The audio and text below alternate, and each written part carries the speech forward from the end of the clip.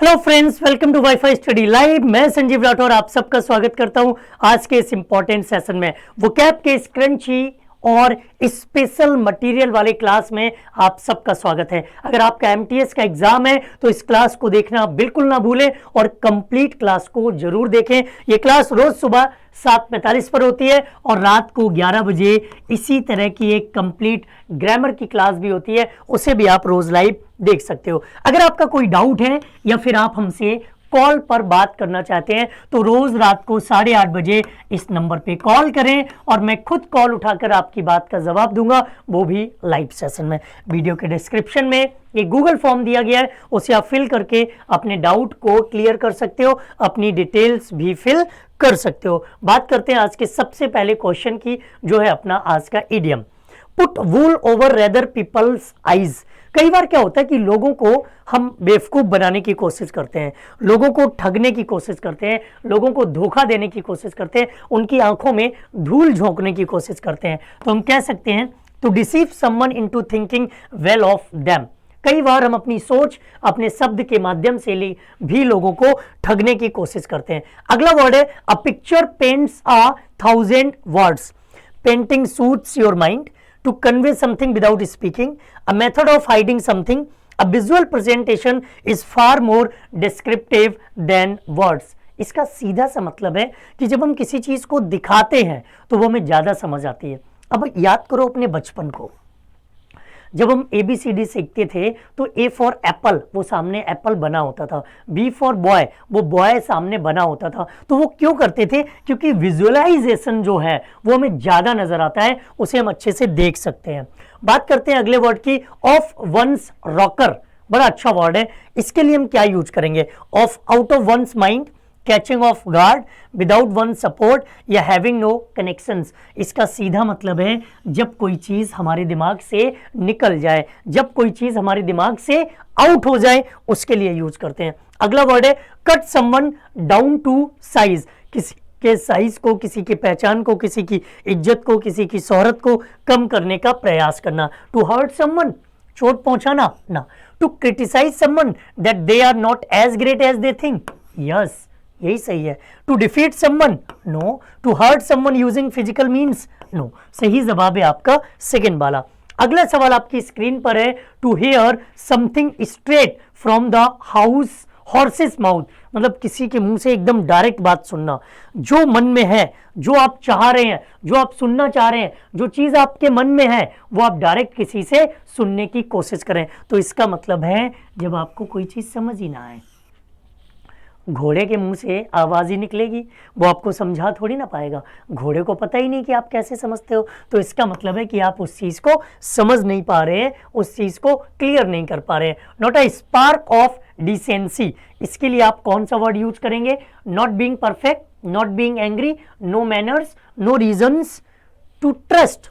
Not a spark of decency, सभ्यता ही नहीं है आपके अंदर, मैनर नाम की चीज ही नहीं है, मैनर्स ही नहीं है आपके अंदर, तो हम कहते हैं नो मैनर्स। बिल्कुल सभ्य नहीं लग रहे हो, तो इसके लिए नो मैनर्स वर्ड का यूज करते हैं। आगे आपके सामने है, he is played on the team for years but he is making his वो as team captain tomorrow night. तो ये जो वर्ड है ना, वो एज टीम कैप्टन टुमारो, या आगे की बात छोड़ो, appear for the last time in some role or position, a fake arrangement, appear for the first time in some role or position to create an illusion of efficiency। थोड़ा सा आसान हो गया अब आपके लिए, अब आप आसानी से इसका जवाब दे सकते हो। कोई इंसान लास्ट टाइम पर अपनी अपीयरेंस दे रहा हो, कोई इंसान बिल्कुल लास्ट टाइम पर आपके सामने आ रहा हो। नेक्स्ट वर्ड है the bottom fell out. Option है a plan or project fails, being mediocre in everything, a well planned project या disturbance. The bottom fell out मतलब बिल्कुल रसातल में चले जाओ, बिल्कुल जमीन में चले जाओ। तो हम कह सकते हैं कि बीइंग मीडियोकर इन एवरीथिंग, जब आप किसी चीज में मीडियोकर, मुझे लगता है ये आंसर हो सकता था, लेकिन इससे भी अच्छा वर्ड है मेरे पास। आपका कोई प्लान, कोई प्रोजेक्ट पूरी तरह से फेल हो जाए, आपका कोई प्लान, कोई प्रोजेक्ट पूरी तरह से खत्म हो जाए, उस सेंस में यूज कर सकते हैं। इसे देखिए, I jumped the gun by singing the deal with the client without much stuff। gun by singing, तो इसके लिए कौन सा वर्ड यूज करेंगे? cause problem for myself, to act hastily, बहुत जल्दी में काम करना, to take a risk to win, या टू एक्ट केयरफुली। इसका सही जवाब है टू एक्ट हेस्टली, बहुत जल्दबाजी में किसी काम को करने का प्रयास करना। The old beggar ran amok and began to throw stones at the passerby। ran amok, इसका आपको मीनिंग बताना, और बहुत अच्छा वर्ड है। 10वां वर्ड देखो, अभी केवल 5 मिनट हुए 10 वर्ड करा दिए। ये है इस क्लास की खासियत, कम समय में ज्यादा कंटेंट, कम समय में ज्यादा एक्यूरेसी, कम समय में ज्यादा क्वेश्चंस की प्रैक्टिस। तो felt disgusted, become annoyed, run about wildly, या बिकम क्रेजी, कौन सा वर्ड इसके लिए यूज करेंगे? रन अमक का मतलब होता है जब आप किसी चीज के लिए एकदम से क्रेजी हो जाएं, पागल हो जाएं। अगला वर्ड है the project was about to be cancelled but was saved by the bell due to the minister's arrival. By the bell, इसका आपको मीनिंग बताना है। ऑप्शन है saved by political scenario, saved by influence, saved by the last minute intervention, या saved by money. कौन सा word यहां पर सूटेबल है और किस वर्ड का आप यहां पर यूज करने वाले हैं? 11 क्वेश्चन। अब बाय द बेल मतलब घंटी बजने वाली थी, लास्ट टाइम पर किसी ने हस्तक्षेप किया, लास्ट टाइम पर किसी ने याद दिलाया और आपने उस काम को करने का प्रयास किया। Choose the idiom. The party stalwarts have advised the president to take it lying down for a while। lay down एक वर्ड यूज होता है और आपको बताना है कि इसका यहां पर मीनिंग क्या होगा। lay down की अगर हम बात करें तो इसका मतलब है किसी चीज में कोई रीजन नहीं, कोई मतलब नहीं, सब चीजों को ऐसे छोड़ो कि बस खत्म कर दो। नेक्स्ट, अगला वर्ड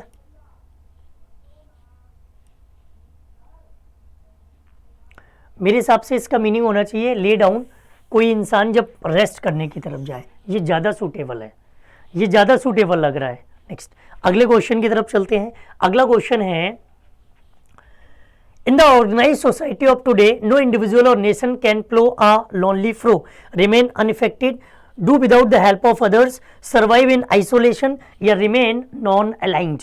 कौन सा वर्ड यूज करेंगे? इसका सीधा सा मतलब है कि अकेला चना भाड़ नहीं फोड़ सकता, बिना किसी की हेल्प के आप किसी काम को नहीं कर सकते, भले ही कितनी भी तरक्की कर ले इंसान। अगला क्वेश्चन है quixotic project, big project, foolish idea, illegal work, या वाइज आइडियाज।